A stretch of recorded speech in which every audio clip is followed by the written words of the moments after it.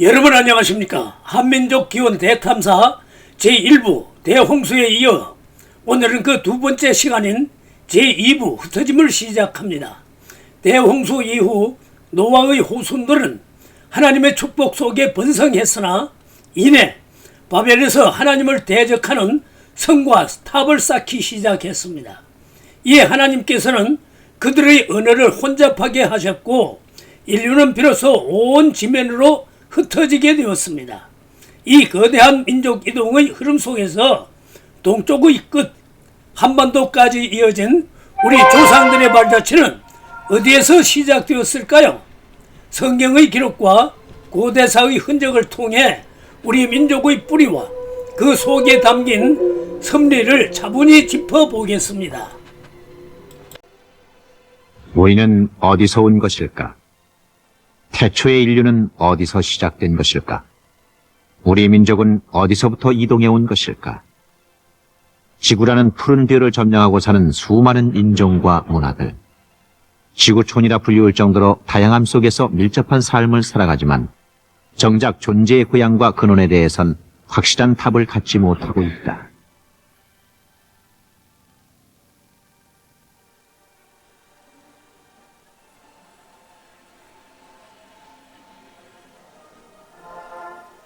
노아의 방주가 닿았던 곳, 터키의 아라랏에서 시작된 한민족 기원 대탐사.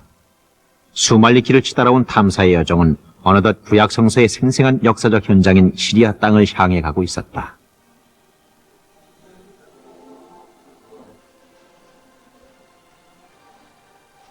인류에 내려진 대홍수라는 심판. 거기서 구원받은 노아와 그 후손들, 그들로부터 인류가 새롭게 퍼져나갔다는 성서의 기록을 쫓아 한민족 기원 찾기 대탐사가 시작됐다. 노아의 방주에 흔적이 있는 아라랏산. 노아의 후손들이 거기서 퍼져나가 거했던 지금의 이라크 땅 시날 평지. 수메르, 메소포타미아, 바벨론 문명의 현장을 넘나들며 우리 조상의 흔적을 찾으려 했던 탐사팀은 다시 수천 킬로미터를 달려 요르단 암만을 거쳐 시리아 땅으로 향했다. 바벨탑 사건 이후 흩어져 북쪽 아라랏을 향해 다시 이동한 셈족의 루트를 뒤쫓기 위해서였다.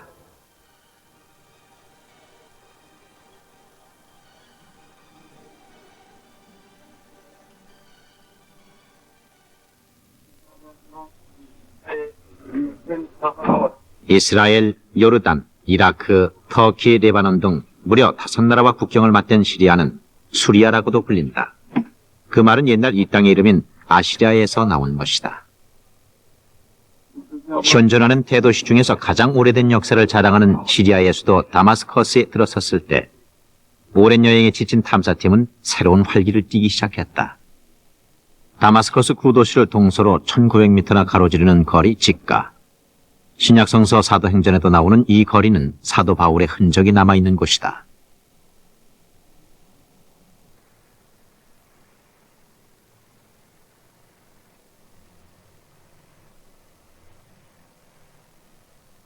다마스커스에 숨어있는 기독교도들을 체포하기 위해 예루살렘에서 달려온 열혈 청년 사울은 이 도시 근처에서 예수의 빛을 보고 눈이 멀게 된다. 거기서 예수를 만나 기독교 역사의 가장 극적인 회심을 이룬 사울은 당시 다마스커스 교회의 지도자인 아나니아에게로 와 안수를 받게 된다.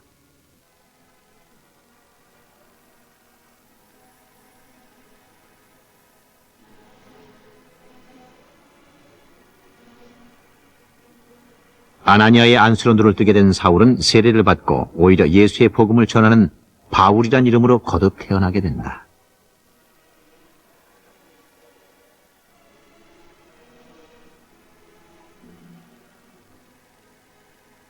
기독교 역사상 가장 위대한 복음 전도자 바울이 회심한 곳이요, 사도 바울의 신앙적 탄생지로서 기독교 역사의 한 페이지를 영원히 빛내는 곳, 그곳이 바로 다마스커스인 것이다.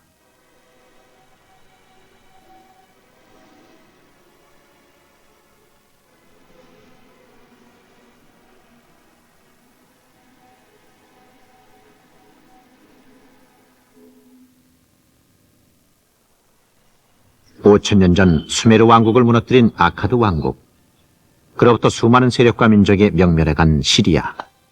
그 다양한 문화를 만나기 위해 다마스커스 박물관을 찾은 탐사팀은 옛날 성문을 이용해 세운 박물관 입구 조각들 사이에서 특이한 문양을 발견했다. 무궁화가 새겨진 조각이었다. 이 무궁화 문양은 한국에서도 볼 수 있는 조각이었다.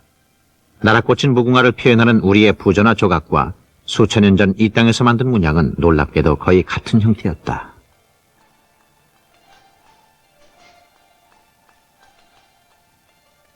게다가 이곳 성벽의 맨 끝 문양도 무궁화 잎사귀 형태로 만들어진 것인데 그것은 바빌론 성에서도 보았던 모양이었다. 어떻게 우리의 국화인 무궁화 조각이 이 수천 년 전 아시리아와 바빌론의 성벽에 새겨진 것일까? 우리나라 훈장의 장식들도 이 무궁화 잎새로 이루어졌는데 그것은 바벨론 성과 시리아 성벽의 바로 그 문양이다. 묘한 흥분에 젖은 탐사팀을 더욱 놀라게 한 건 무궁화의 원산지가 이곳 시리아라는 것이었다.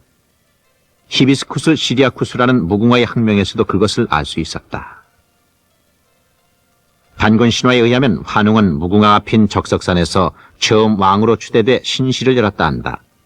한국에 날아꽂히고 고대로부터 동이족에 꽂히며 신라에서 화랑들이 머리에 조선시대엔 장원 급제자에게 내린 이 어사화의 원산지가 시리아 고대와 바빌론 등지라는 사실은 우리 민족의 이동 루트에 대한 새로운 정보와 확신을 심어주는 것이었다.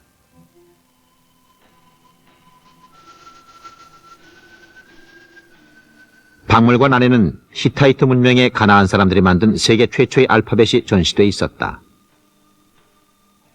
세계 최초의 문자인 이 쇠기 문자는 일부 지배계층의 독점물이었다 한다. 그러나 가나안 사람들은 쉬운 알파벳을 만들어서 산업과 문화의 급속한 발전을 이루었다. 히브리 성경에서 하나님은 엘 또는 엘로힘으로 표기된다. 그래서 이스라엘인들의 이름에는 사무엘, 다니엘 등 엘자가 많이 들어간다. 그런데 왜 그들은 타락한 민족의 대명사로 여기는 가나안의 신 엘을 하나님의 뜻으로 사용한 것일까? 엘의 제사장 조각들을 보면 한결같이 두 손을 모은 경건한 모습들이다. 그들은 본래 하나님을 잘 섬기다가 문명이 발전되면서 다른 신을 섬기기 시작했다. 아스타롯, 바알 등의 신이 경건한 엘 신성을 대신하게 된 것이다. 자기들의 조상으로부터 물려받은 순수한 창조의 신앙을 버리고 욕망을 쫓아 세속의 신을 추구했던 것이다.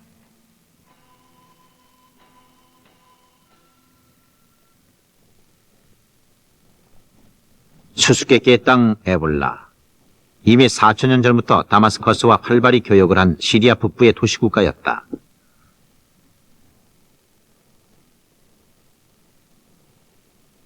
에볼라는 창세기에 나오는 에벨과 관계가 있을 것으로 여겨진다. 노아의 아들 셈에겐 5 아들이 있었는데 셋째 아들 아르박삿의 손자가 바로 에벨이다. 창세기 10장 21절은 셈은 에벨의 모든 자손의 조상이요라는 표현으로 그가 중요한 인물임을 알려주고 있다. 이 에벨의 6대손이 바로 아브라함이다. 또한 에벨의 아들 벨렉의 때에 세상이 나뉘어졌다고 성서는 말한다. 바벨탑 사건으로 인류가 흩어진 것을 의미하는 것이다.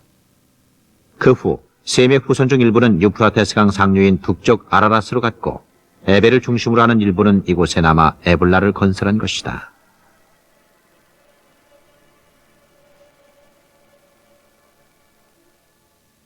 Coming engineer, but at the same time you studied Islamic religion. Yes, not only study, I'm interested in 에볼라는 창세기의 주무대인 바탄 아람, 하란, 우르파 등을 포함하는 큰 도시다. Damascus University. 전승에 의하면 아브라함은 에볼라에 속하는 하란의 우르파에서 태어났다고 한다.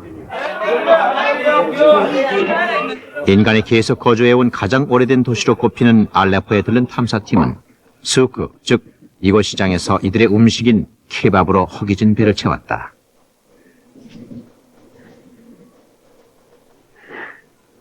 케밥은 이들이 주로 먹는 양고기를 꼬치구이로 만든 것인데 이들의 주식인 밀가루 빵에 싸서 먹는다.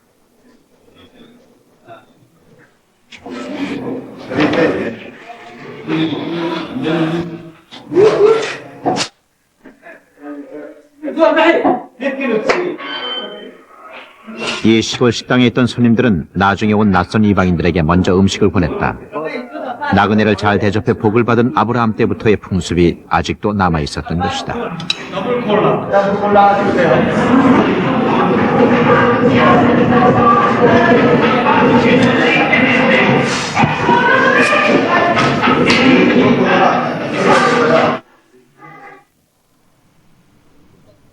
바단 아람.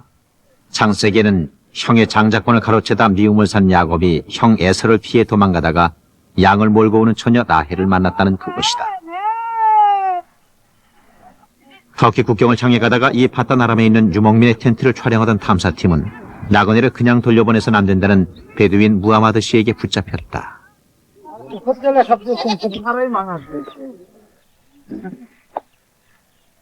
대대로 이 들녘에서 살아온 무하마드의 가족은 나그네를 위해 대청소를 하고 떡을 굽기 위한 반죽과 양잡을 준비를 했다. 창세기 18장에서 아브라함이 나그네를 대접하는 바로 그 장면이 실현되고 있었던 것이다. 이쪽으로 앉으시죠.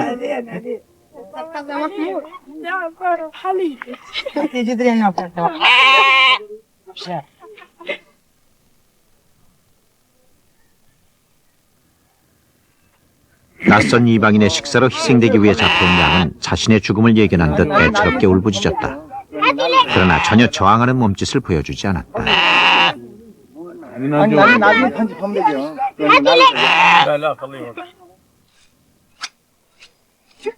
필름 없어요? 필름 없어요, 이거? 이 생각했어요.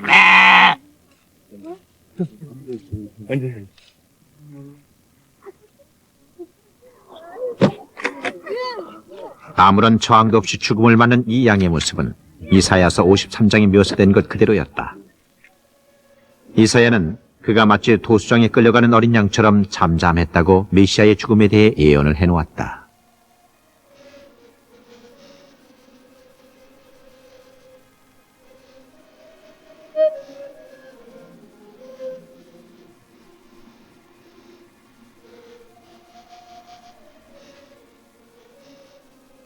날이 저물 즈음 무하마드는 자리를 펴고 오랜 기도를 드렸다. 그 누구도 의식치 않는 바단 아람의 들녘보다 더 순수해 보이는 소박한 예배였다.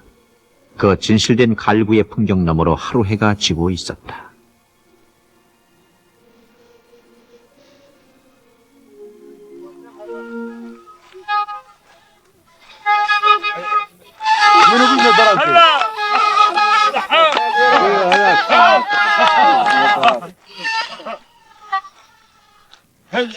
언제 소문을 들었는지 날이 어두워지자 인근 텐트에서 동양에서 온 이방인을 보기 위해 베두인들이 하나둘 모이기 시작했다.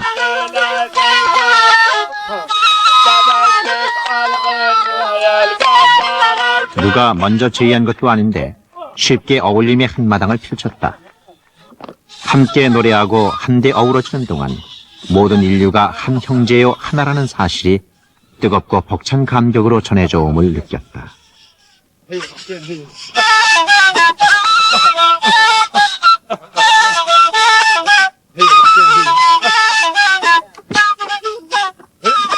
거기서 멀리서 떠, 저기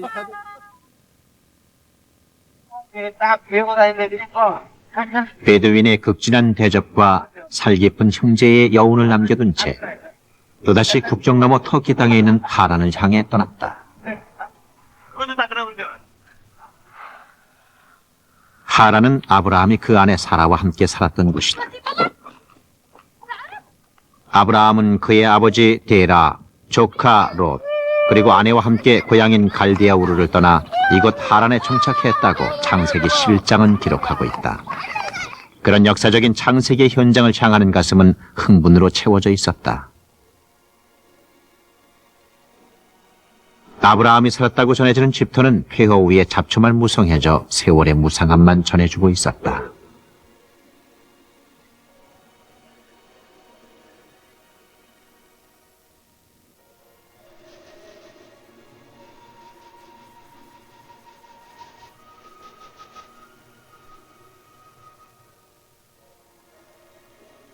Vous savez découper Céramique, les choses, céramique, céramique les choses c'est céramique. byzantine. Byzantin. Before stay in here, Abraham and his wife, Sarah. Before he born in Israel, come here for visit, he found Sarah. 마을에서 올라온 한 청년은 이곳이 아브라함이 살았던 곳이며 자신이 이곳에 사는 걸 자랑스럽다는 듯 얘기를 했다. Après les 50, 45 mètres. Très profond. Oui. Every year come here, archeolog, work here 2 weeks. And then 집터 가운데는 아브라함이 사용했다는 우물도 있었다. 창세기에 의하면 우물 때문에 전쟁과 살인을 하는 일이 있을 정도로 광야에 살던 이곳 사람들의 가장 중요한 재산은 우물이었다. 그렇게 척박한 환경에서 아브라함 같은 믿음의 샘물이 솟았다는 건 놀라운 일이다.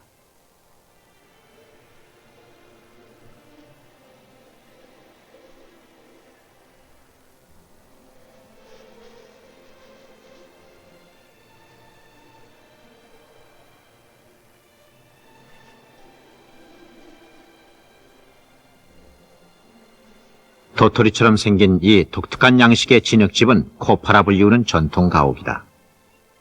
지금은 시리아에서도 북부 오지에서나 가끔 볼 수 있는데 이곳 하란에서도 볼 수 있다. 지붕에 창이 난 이 흙집은 몽골리안 텐트인 겔과 흡사한 구조인데 옛날 고구려에서도 이런 집이 있었다는 기록이 있다.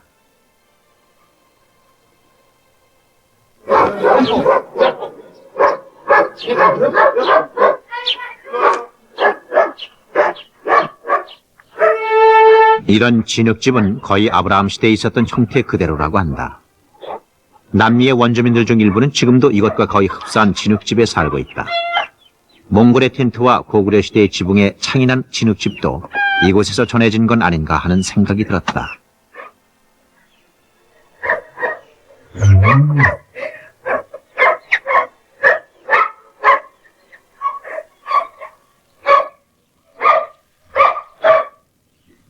창세기 12장에 의하면 여호와는 아브라함에게 하란을 떠나 자신이 지시하는 땅으로 가라 명했다고 한다. 그리고 큰 민족을 이루고 이름을 창대케 해주겠노라고 약속을 했다고 한다. 이미 하란에서 기반을 잡은 아브라함은 명령을 듣고 주저없이 이곳을 떠났다.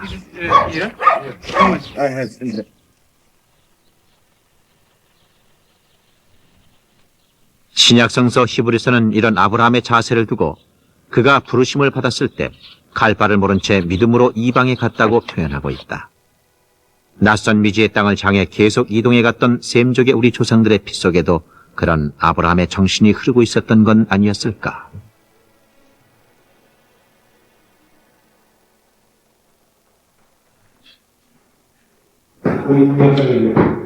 우르파이 박물관에서 우리의 관심을 끈 것은 청동기 초기, 즉 기원전 2000년경에 돌로 만든 우상들이었다. 창세기엔 야곱의 아내 라헬이 바단 아람을 떠날 때 그 아비 집에서 드라빔을 훔쳐갔다고 돼 있는데 그것을 연상케 하는 우상들이었다.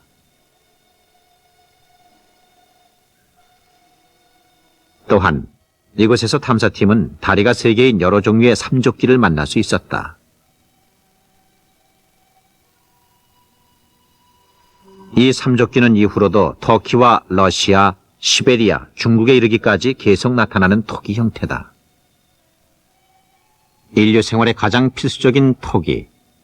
같은 유형의 토기가 여러 지역을 거쳐 나타나는 건 고대 문화의 이동에 대한 중요한 단서를 제공하는 것이다. 고대 문화의 이동은 우리 민족의 기원을 찾는 작업에도 중요한 정보를 준다. 그러나 그것을 제대로 이해하려면 무엇보다 역사관의 차이로 인한 상고사 연대에 대한 문제를 짚어봐야만 한다. 이것은 인류의 기원과 각 민족의 기원을 푸는 가장 중요한 실마리가 되기 때문이다. 지금까지는 진화론적인 역사관이 사상계 전반에 깊은 영향을 끼쳐 다른 학설은 이단시되는 배타적인 풍조였다. 진화론적인 역사관은 구석기 시대를 주전 10만 년 전까지 잡고 있다. 인류의 가장 오랜 역사의 문서인 성서는 인류의 기원을 주전 4,000년으로 기록하고 있다. 어느 것이 사실일까? 이 문제는 아주 민감하고 어려운 것이기에 쉽게 판단하기는 어렵다. 그러나 진정한 인류 문명의 시작이라 볼 수 있는 고대 메소포타미아, 수메르 문명 등에 대한 고고학적 발견은 성서의 역사적 사실을 입증하고 있다.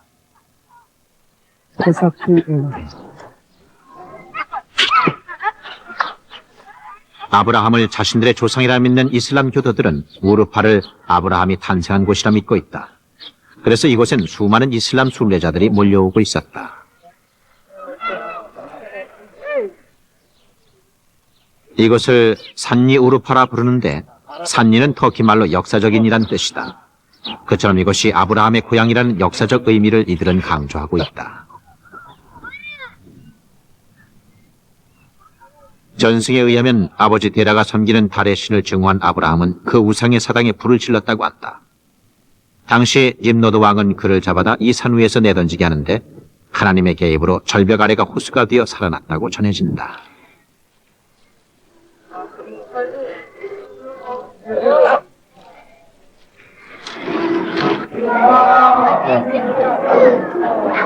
바로 이 산 밑의 동굴에서 아브라함이 태어났다. 그의 출생을 기념해 만든 이 아름다운 사원은 아랍 각지에서 수많은 순례자가 찾아와 예배를 드리는 성지가 된 것이다.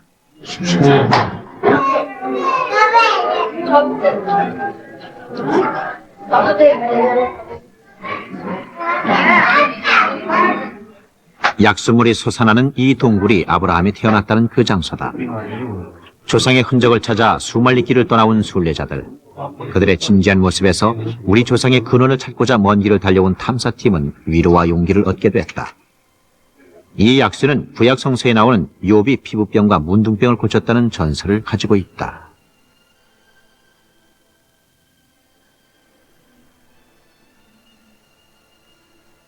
이곳 우르파는 한때 소수정파인 아르메니아 크리스천의 수도였다고 한다. 우리나라에는 경교로 알려진 네스토리안의 본고장이기도 한데 시리아인 선교사에 의해 고려 말 개경에는 경교 사원까지 있었다고 전해진다. 어떤 의미로든 우리 민족과도 연관이 있는 도시가 바로 우르파다.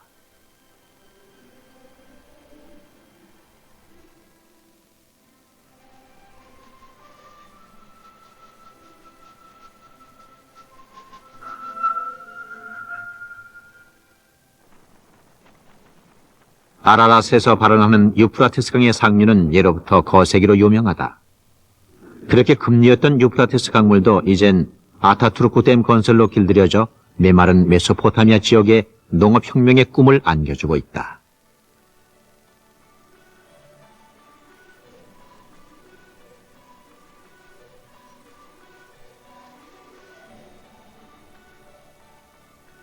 터키가 유프라테스 강을 막아서 건설한 이 댐은 바로 요한계시록에 나오는 아마겟돈 전쟁에 대한 예언과 관계가 있다고 한다. 여섯째 천사가 그 대접을 큰 강 유프라테스에 쏟음에 강물이 말라서 동방에서 오는 왕들의 길이 예비되더라. 요한계시록 16장은 예언하고 있다.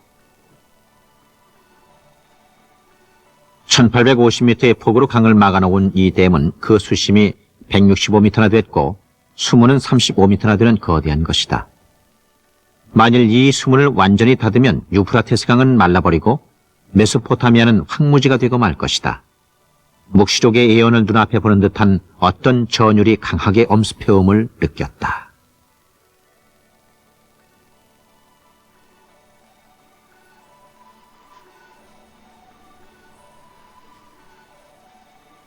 유프라테스 강 상류 넴누투 산에는 거대한 석상들이 있다. 숱한 민족들이 벌인 정복 전쟁의 드라마가 연상되는 나무 한 그루 자라지 않는 이 높고 척박한 산 위에 누가 이런 조각들을 해놓은 것일까? 이 거대한 두상들은 기원전 1세기경 이 지역에 존재한 코마네게 왕조의 안티오쿠스 1세가 세운 것이다. 그는 자신이 죽으면 신이 될 거란 생각으로 하늘과 가까운 해발 2150m 지점 정상에 2개의 신전을 세웠다고 한다. 안티오쿠스는 자신이 백성들을 보살펴준 신들을 정성껏 모셨으므로 천국에 갈 것이라고 비문에 새겨놓았다. 그런 그에 대한 존경보다는 이런 높은 산에 거대한 조각과 신전을 세우기까지 얼마나 많은 백성들이 피땀을 흘렸을까 하는 안타까움만 전해졌다. 고대 문명의 거대함과 화려함, 역사의 치열한 흥망성쇠. 그러나 어쩌면 진정한 역사는 그 외적인 드러남보다 저 산 아래 풍진 세상에서 이름 없이 빛도 없이 자신의 삶을 묵묵히 살다간 들풀 같은 민초들에 의해서 이루어졌는지도 모른다.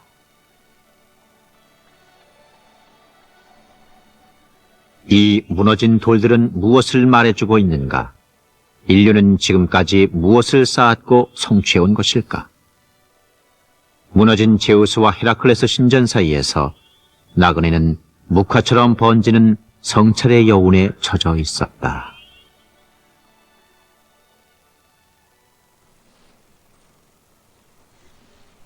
해 뜨는 곳이란 뜻의 터키 아나톨리아 고원엔 오랜 역사를 간직한 문명의 꽃을 피웠던 유적들이 보석처럼 박혀 있다. 터키인들의 모습은 우리 민족과 비슷한 데가 많다.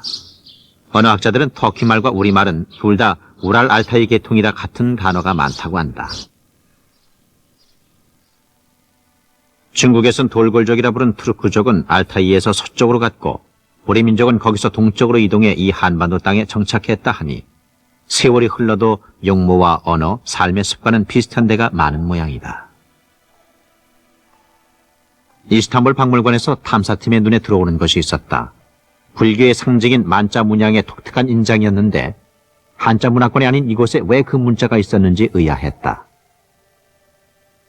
이 바람개비 문양은 만자의 초기 형태로 추측되는데 놀랍게도 그것은 우리나라 가야시대 대성동 고분에서 출토된 파형동기와 형태가 같은 것이었다.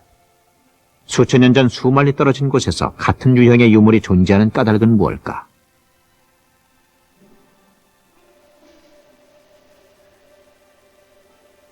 아나톨리아 문명 박물관은 그 규모와 내용이 방대했다. 아나톨리아 문명은 기원전 7000년경 인류 최초의 도시가 세워진 차탈후익에서 비롯된다고 한다. 그만큼 역사가 오래됐다.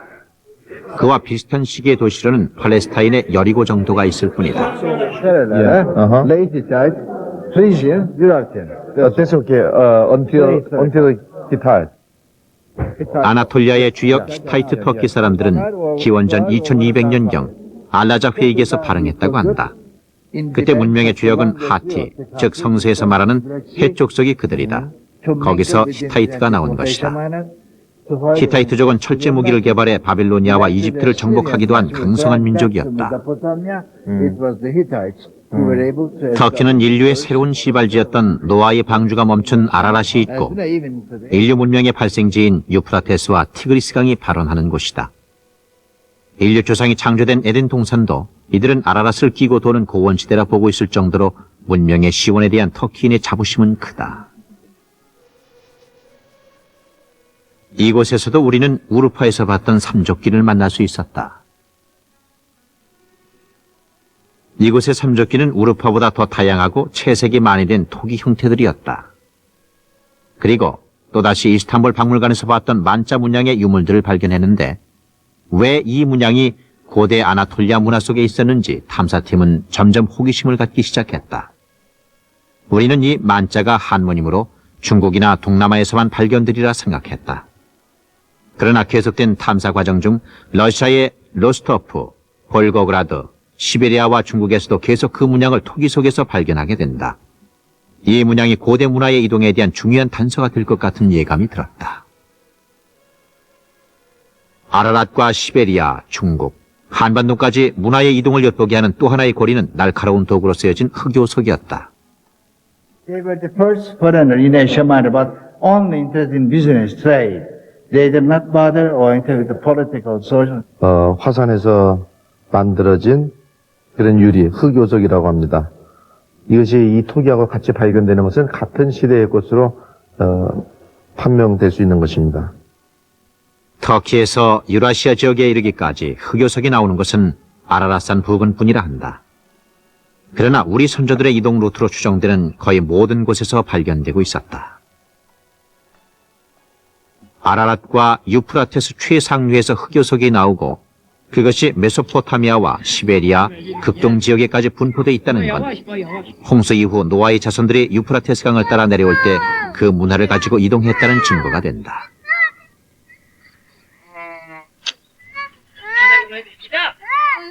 노아의 자손들은 유프라테스 강을 따라 시날 평지로 갔다. 그리고 거기서 바벨탑을 쌓았다가 언어가 혼잡해져 다시 민족의 대분열이 일어났다. 그렇다면 이들 중 일부는 다시 아라랏으로 올라갔을 가능성이 크다. 흔히 사람은 실패와 절망 속에서 자신의 근원과 본향을 찾으려 하기 때문이다.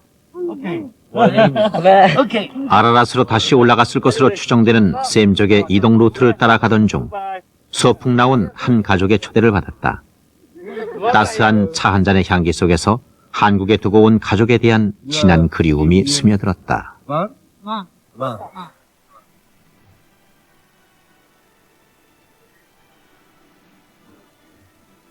유프라테스 상류는 비옥하고 기후가 좋은 땅이었다. 왜 이런 땅을 두고 노아의 후손들은 뜨겁고 건조한 메소포타미아로 옮겨간 것일까? 그 평지에서 그들은 하나님을 버리고 타락했던 것이다.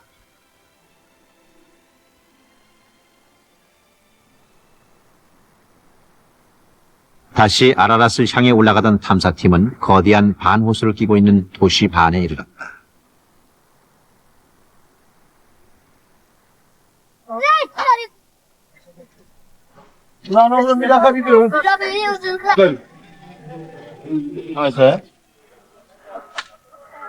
버스를 타고 오느라 먼 여행길에 지친 탐사팀은 재미있는 아이스크림 장수를 만나 오랜만에 기분이 유쾌해졌다. 하나, 둘, 좋습니다.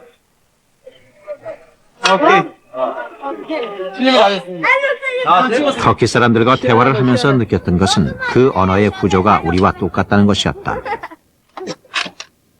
SOV 형태, 즉 주어, 목적어, 동사로 말이 이어지는 어법은 몽골과 한국, 일본까지 이어지는 우랄 알타이어의 특징인 것이다. 터키에서 TV를 보고 있으면 마치 한국이나 일본의 TV 보는 듯한 착각에 빠지기도 하는 건 그 때문이다. 이것은 쿠르드족의 테러가 빈발한 곳이어서 외부인이 오기에는 쉽지 않은 곳이라 한다. 아마도 한국인으로 반호수를 찾은 건 탐사팀이 처음인 것 같다. Georgia. You go to Armenia and Georgia, Georgia. And Russia. And then 이라크의 모술에서 국경에 막힌 후 발걸음을 돌이켜 무려 3,000km를 돌아 찾아온 반호수. 그 푸르른 호수와 사람 냄새 나는 풍경은 여정에 지친 나그네에게 바람 같은 휴식이 됐다. 밥 먹는 사람은 버스에 가서 집에 자리 차지하고 앉아. 시골은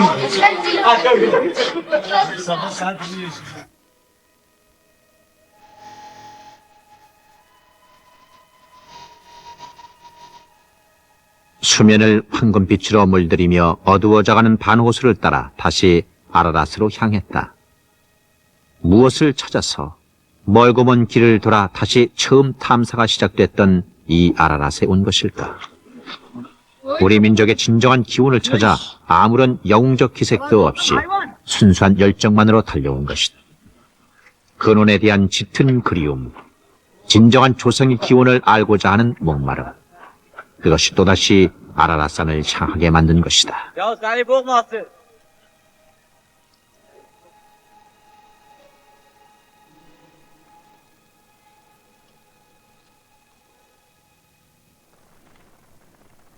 아라랏 근처로 이르는 길가에는 마치 SF 영화에 나오는 장면들처럼 울퉁불퉁한 화산석들로 덮여 있었다.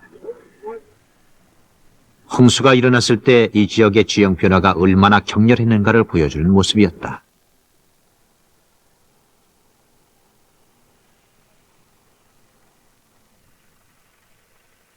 시날 평지를 떠나 유프라테스 강을 거슬러 북쪽으로 올라오던 노아의 후손들이 있었다. 그들 중 일부, 즉 아브라함의 조상인 에벨을 비롯한 셈족의 일부는 바단 아람 지역에서 시작해 아나톨리아 지역에 퍼져 살았을 것이다. 그리고 나머진 아라랏을 향해 계속 나갔을 것이다.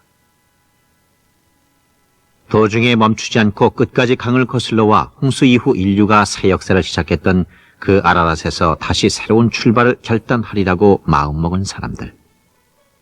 그들이 바로 우리의 선조들이다. 그들은 아라랏 고산지대를 넘어 북쪽으로 내려가 코카소스 산맥을 지나 지금의 러시아 땅 볼가강에 이르렀을 것이다. 그리고 우랄과 알타이, 시베리아, 몽골, 중국을 거쳐 한반도 땅까지 왔을 것이다.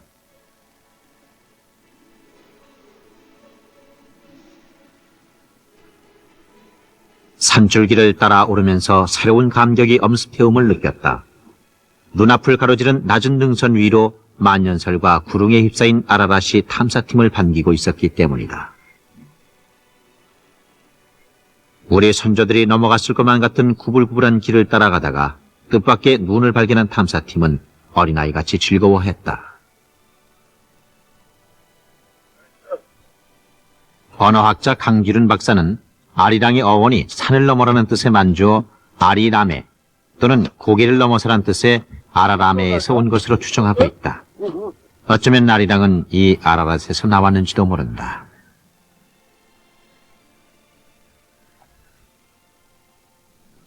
아라랏을 넘어가다가 바람이 거세고 외딴 곳에 있는 유목민의 거처를 발견했다. 이 집의 주인 아흐타시 씨는 역시 셈족의 후예답게 낯선 이방의 나그네를 반갑게 맞아주었다.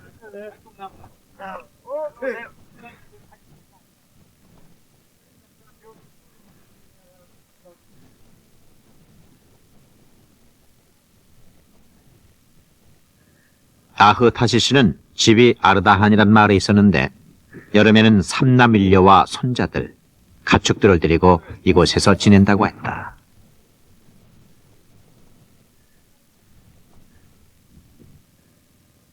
아흐타시 씨 가족은 우리의 시골 농부처럼 순박함과 정겨움으로 나그네를 대접했다. Yemek for cooking also. Bunu normalde yemek falan yapmak için mi yapıyorsunuz?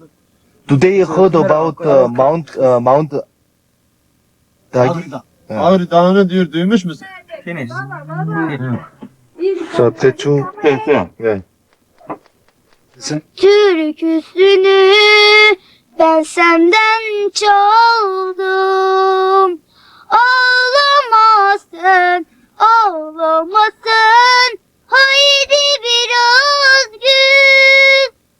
Geleceksen yollarına gül dökeyim gül. 어린 소녀딸의 재롱에 즐거움, 한국에 두고 온 아이들에 대한 그리움을 동시에 느껴야 했다. Söylediğim şarkı sevdalı birisinin yani sevda gibi ne bileyim işte durağında yani sevdiğini yani arıyor.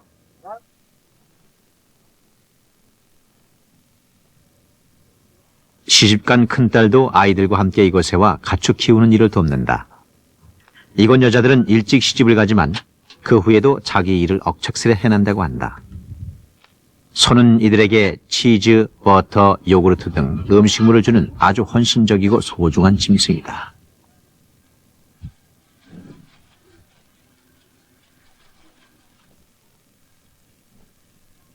소처럼 묵묵히 하늘이 준 삶의 영토를 가꾸며 사는 선량한 사람들. 우리 조상을 닮은 듯 살갑게 느껴졌다. 들꽃의 사명은 그 어디에서나 뿌리를 내리고 하늘이 주신 자기만의 꽃과 향을 내는 것. 소박한 영토를 읽어온 이들에게서 풀꽃의 자태가 느껴지는 건 그 때문일까? 헤어짐을 아쉬워하며 밀가루떡을 싸주는 아흐타시 씨 가족들. 짧은 시간 만남에도 이토록 헤어지기 섭섭함은 무슨 까닭일까?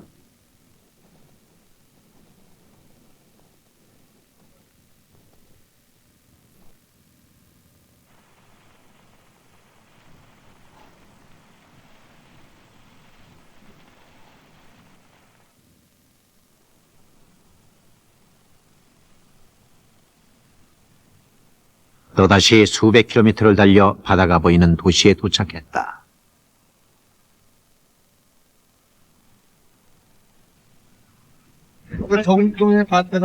아라랏을 내려오면서 셈족들이 넘어갔을 것 같은 흑해변의 그루지아 공화국으로 가려는 계획을 세웠다. 그러나 현지에서 알아본 결과 그루지아는 지금 무정부 상태로 도로가 폐쇄되어 있다는 것이었다. 할 수 없이 배를 타고 흑해를 건너 러시아 소치로 가기로 했다.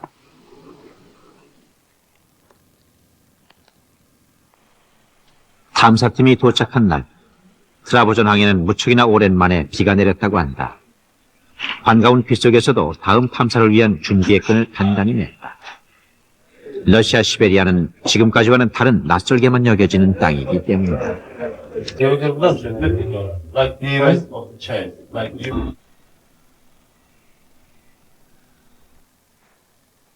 그루지아로 가는 길이 막혔을 때 탐사팀은 아버지의 손을 놓쳐버린 고와 같은 느낌이었다. 그래도 미지의 땅을 탐사한다는 기대가 상심한 마음을 앞으로 이끌고 있었다. 갈 바를 모른 채 낯선 곳으로 떠나야 했던 우리 선조, 셈족들도 이런 심정이 아니었을까? 메소포타미아, 그 불모의 사막에서 보았듯 흥여보단 결핍이 오히려 더 본질과 창조의 근원에 가까이 가게 함을 기억했다. 그 작은 깨달음이 막막한 현실을 정면 돌파할 수 있는 용기가 되어주었다.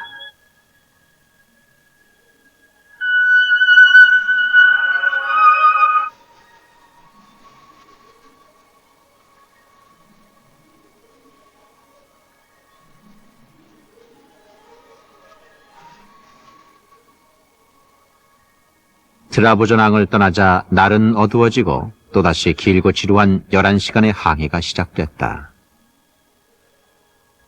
말로만 듣던 흑해를 지나며 지금까지의 여정들이 주마등처럼 스쳐갔다. 그동안 아라랏과 시날 평지, 그리고 시리아와 터키의 여러 지역을 거쳐서 한반도 땅까지 이동해 왔을 것으로 추정되는 셈족의 루트를 탐사해왔다. 지금까지는 성설하는 역사적인 이정표가 긴 여정의 안내자가 돼 있었다. 그러나 이제 다다르 러시아 땅 소치에서부턴 선조들이 이동한 그 루트를 맨손으로 찾아가야만 한다.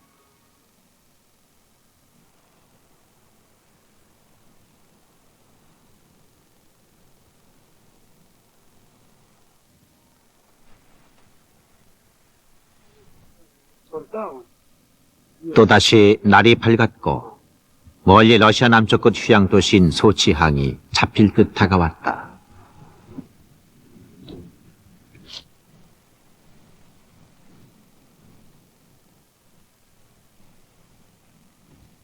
만일 아라랏에서 내려온 사람들이 흑해변으로 돌아서 코카소스 산맥을 지났다면 그들은 이 소치를 거쳐서 로스토프 쪽으로 올라갔을 가능성이 크다.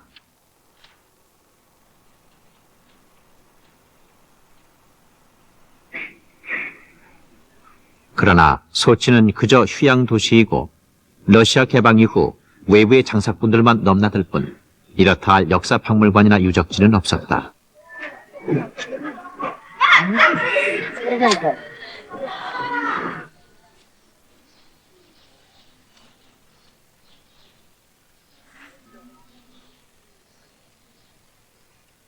사막과 광야의 메마른 잿빛 색들만 보아오던 탐사팀은 갑자기 달라진 화려한 빛깔과 사람들에 쉽게 적응하지 못했고 탐사의 방향을 어디로 정할지 몰라 방황하고 있었다.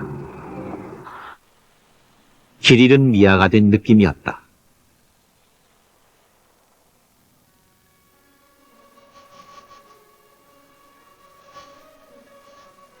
러시아 역시 나름대로 오랜 전통과 문화를 자랑하기에 웅장하고 화려한 건물들이 많았다. 그러나 우리 선조들의 이동 루트와 연관된 흔적을 찾기란 어려웠다. 힘이 빠져있는 탐사팀에게 열차표를 구하러 갔던 한 대원이 달려와 새로운 소식을 전해주었다. 이곳의 공원에서 우리의 꽃, 무궁화꽃을 보았다는 것이다.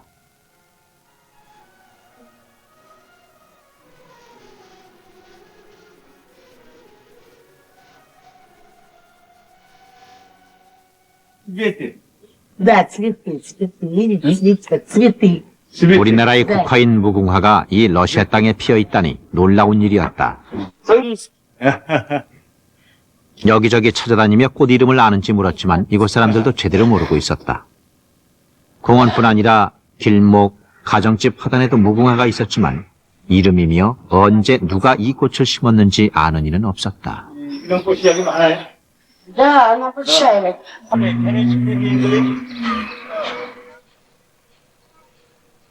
혹시 러시아 땅에 이주한 가레이스키, 즉 고려인들이 심었는가 생각도 해봤지만 그건 불가능한 일이었다.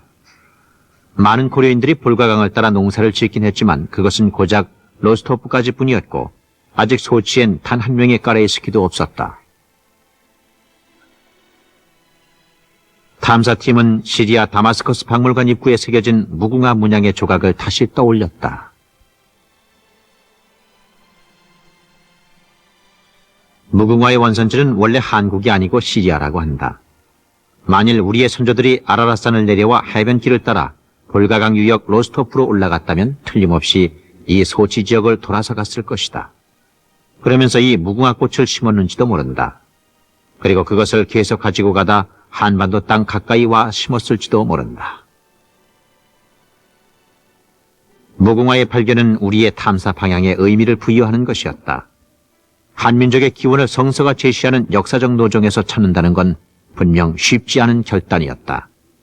그러나 이곳까지 오면서 탐사팀은 어느 정도 확신을 갖기 시작했다.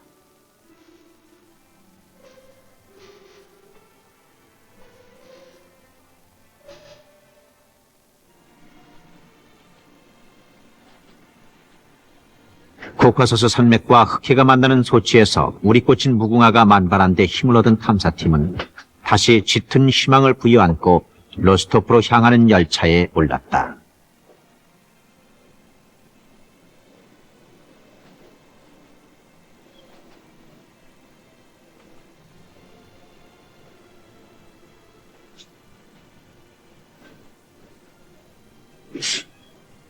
알겠습니다. 그래도 이제 차가 좀 오래되고 낡긴 했지만 그 나름대로 또 이렇게 선도 깔고도 보니까 그 나름대로 있다네.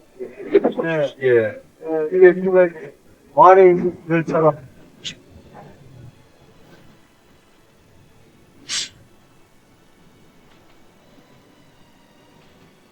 앞으로의 여정에 대한 아무런 보장도 구체적인 자료도 갖고 있지 못하다.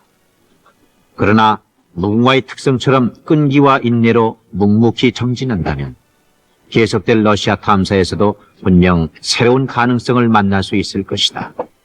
우리 선조들이 동방에 해 뜨는 곳을 향해 그렇게 이동해 갔듯이.